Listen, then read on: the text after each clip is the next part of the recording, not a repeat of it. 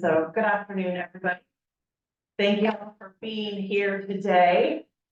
I've got a bunch of project updates that I'm gonna go ahead and start with. And then I'll take council questions. The first is, the most boring because I don't really have updates. The 3 million gallon reservoir. I spoke with Grain Osborne this morning. The 3 gallon reservoir is the big water tank that is in the collection yard. And I should have specs, estimates, and plans for first review from Grain Osborne by the end of next week, is what they are promising at this point. So more to come on that at our next meeting, and the budget for that is 1.875 million, so that is going to be a big project. Again, we won't be doing that until after busy tourist season, because we will have to drain the reservoir for that project, and we can't do it during peak season.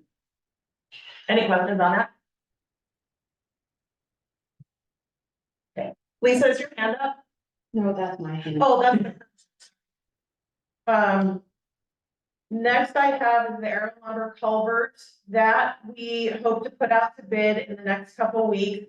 The estimate range is between $88,000 and $100,000, which is a lot less than we thought it would be. We will have leftover ARPA money from the Boycott Ditch project from that, which is great. Council will be able to reallocate that money when we get there. We are currently, I'm working with Fish and Wildlife on the HPA permit for that. We won't have any problem getting it in time. Marshall is working through SEPA, and that is currently in its 14-day public comment period. So that's available and out there. We will be able to put it out to bid in the next couple of weeks. I sent it back to Grain Osborne, just asking for a couple updates. We wanted to add the plans that we had when we did the Oyhut ditch, full Oyhut ditch cleaning out. They didn't have the elevation of the sewer lines that run under that culvert. We thought it was important to have that included, so that's gonna be added. And then we asked for some thicker, well, in general, just thick geotextile fabrics to go under the culvert, because they didn't have that in there. And then also to stipulate what the working hours are gonna be, since it's summertime. And fish window opens July 15th, so we'll have it out to bid and come back in and be able to get the work done within the fish window of July 15th in the end of October. So we are right in line with where we need to be there. Any questions from council on that one?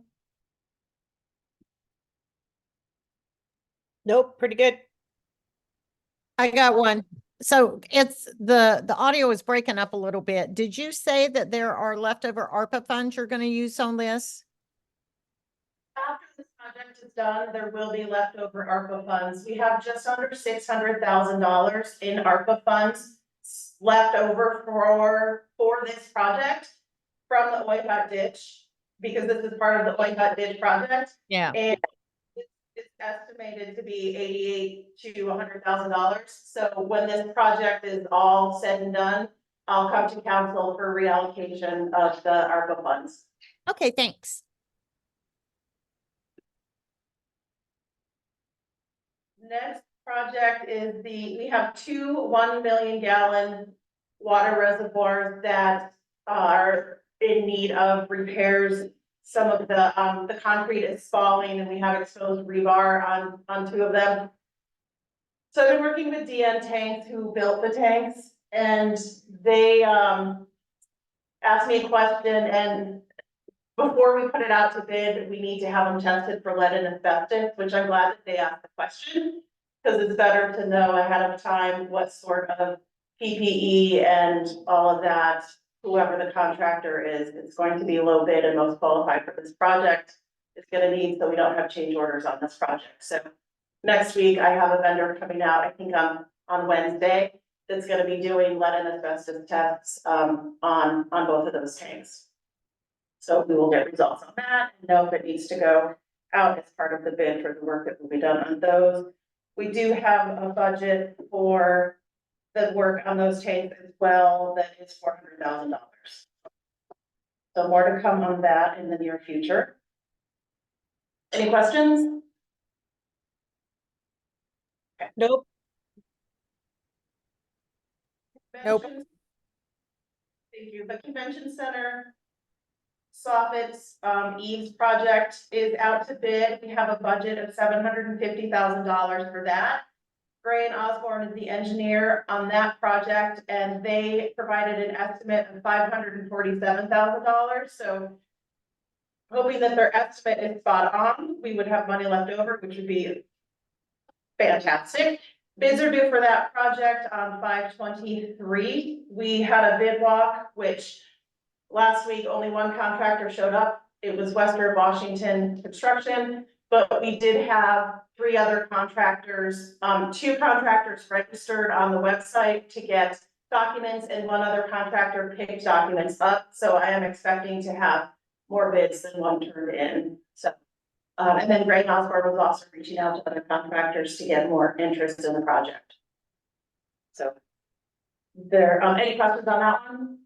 No. Okay, we will be doing that project in the summer as well, and we've got stipulations in that it's gonna be a 4-day work week, Monday through Thursday, no, work on Friday, Saturday, Sunday. Convention center has to remain open during the project because George has events during the Yeah. week, on the weekend, so he'll be very involved with the scheduling and with the contractor and everything all the way through. The golf course bridge sewer force main. The plans came through on that and the estimate from Gray and Osborne. I didn't write the numbers down. The estimate for that was. It was $350,000 and the budget was $200,000 for that. So Nick Tingle, who is the sewer crew chief, and I are looking at what we can do to value engineer that project. We also don't like the way the plans are for that project because the engineer drew 90-degree turns in the sewer project, and Nick said, I don't really like the sewer doing in that force main a 90-degree turn because you've got sewage pounding up against this night. So we're essentially gonna have them redo what they have because he says it's not good enough, and he's the expert with our city sewage system. So what they have isn't going to work for us. So part of what they have is fine, but part of it is gonna go back to the drawing board. And that's also something where that bridge connects the 18th hole. And I said, Nick, I know that this pipe has to be redone. Can it wait until the rainy season? Does it have to be done, right now? And he said, no, we definitely don't have to shut down the 18th hole during the peak golfing season. So we do have time for that project to redo the design on that. And another thing that the engineer did was their estimate is $90,000 to remove the old line, the old pipe. And I asked Nick, do we have to do that if structurally the bridge will be okay with the extra? We've already determined the bridge can withstand holding both pipes on it. And he said, if we clean and cap it, we can leave the other pipe on there. It doesn't have to come off. And the engineer verified that as well. So that's 90,000 savings. So we'll see if we can save even more when we change the, not having that 90-degree slamming of the sewer. You're just like, whoa. Good catch. He's pretty great. Any questions on that one? Nope. Nope.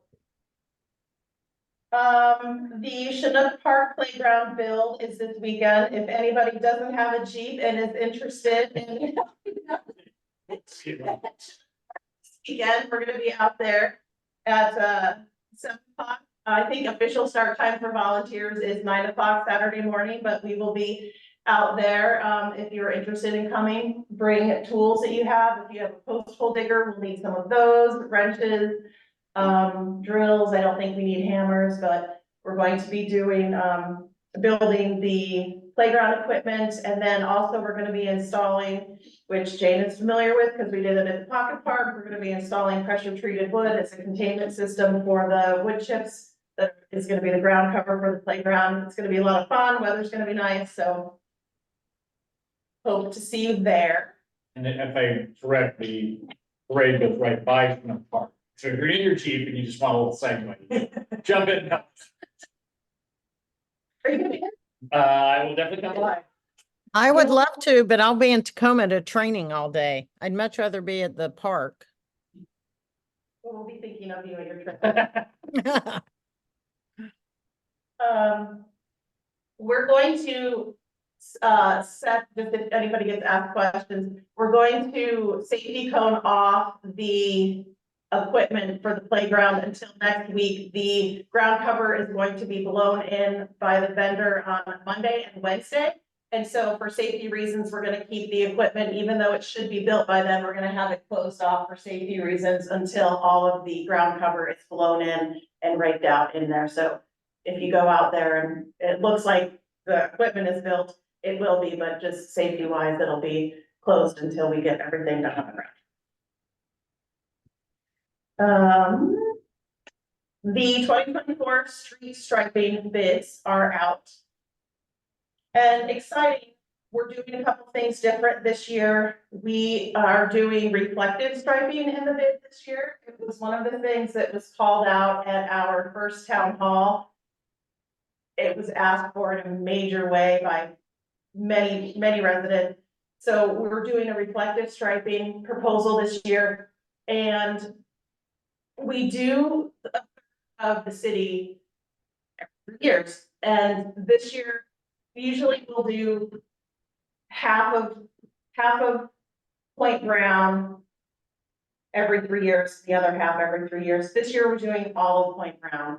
Ocean Shores Boulevard, same thing. We're doing all of Ocean Shores Boulevard. So they're gonna be, What is the life expectancy of the? I have that, yeah.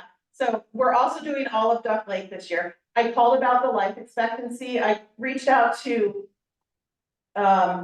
who's doing our master plan? Waterways? No, reached out to Kinley Horn because that was a question that I had. Is it gonna be way more expensive and is the life expectancy gonna be a lot shorter? And they said it's about 35 more cents a mile. And it is the same life expectancy. So the mayor said, do it, go for it. Life expectancy is not shorter to do the glass beads. So that's exciting that we're going forward with that. It's a big change for the city that people have been asking for. So. Great, thanks. And those bids are due on June 6th.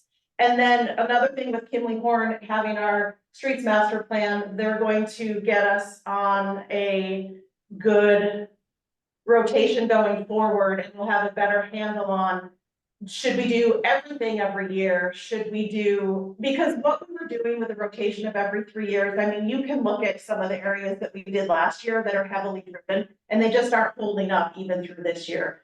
Is it, we always have done, just because we've always done it this way doesn't make it right.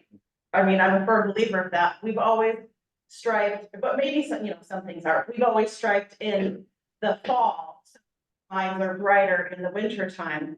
Is that, is that the way we should be doing it? Isn't it the way? So Kinley Horn will help us with those things with our street master plan. And they'll also be telling us like where they deteriorated more because we aren't, chemically spraying and we aren't treating for the vegetation that's growing on the road, where we might need more, street signs in general, where our stop lines are faded, where our crosswalks are faded, maybe in areas where we aren't driving as often, where our arrows are faded, that we don't drive as often, but because some of them we know, but they'll do a complete collection of all of that information. So we'll have a spreadsheet and we'll know kind of what to bid and focus on, which will be awesome. And one thing that I wanted to add to my list, one more that's not on the agenda. We had an accident on Tonkin Bridge. 5 feet of the guardrails was taken out. And I am working on a proposal for the guardrail replacement. I've sent a couple of questions back and forth to SCJ Alliance, who is our general engineer for the city. And I've got the plans, dot drawings for the plans for that. And I'll be starting a proposal next week for that so that we can get that out to bid. It's currently, there's big concrete blocks that the street department set up with orange traffic cones, so it's safe. Nobody's gonna run off the road and go into the house that sits there. But we'll get the guardrail fixed or the plan in place for that. And the police officers that were there that day were great, and calling me right away and saying, hey, can you come out and take a look at this to get a proposal going on this? They're like, we've never had a project manager when something like this happened before. They're like, we don't know what to do with the guardrail.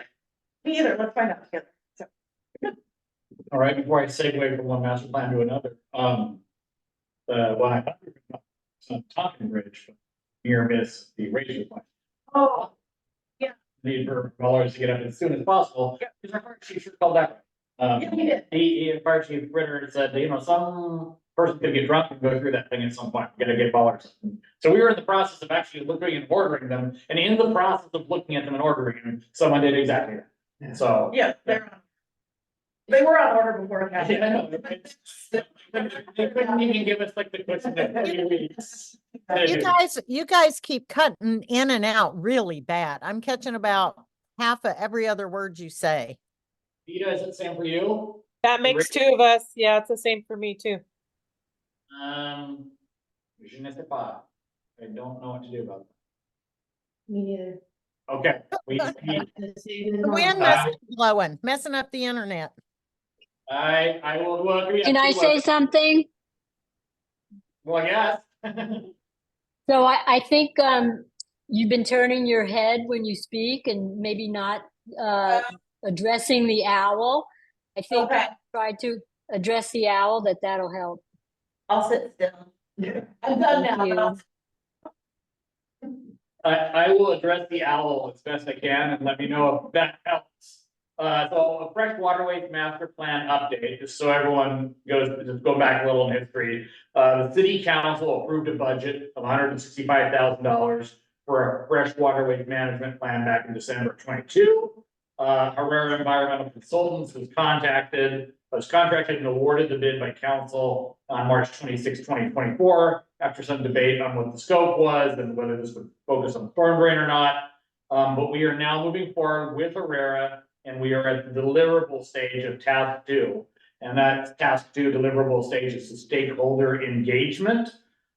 We had an internal kickoff meeting that Becky and I were a part of already, but this is going to be our first public kickoff meeting. So we're encouraging people to come. It's going to be on June 6th at 4:30.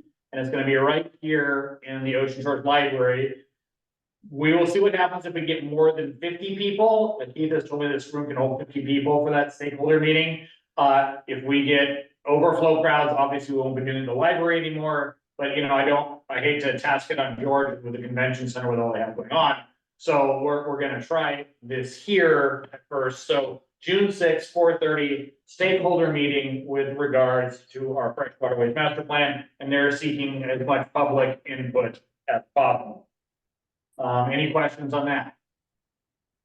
No, sounds good. Okay, and then the second one, Available via Zoom too. yes, will be on Zoom. Yes, you eyes one up? Okay, I mean, we can task, yeah, anyway, yes, that's why your office, but. Sorry, your office, no, I didn't say you personally, it's your office, so you don't have to be, I have to.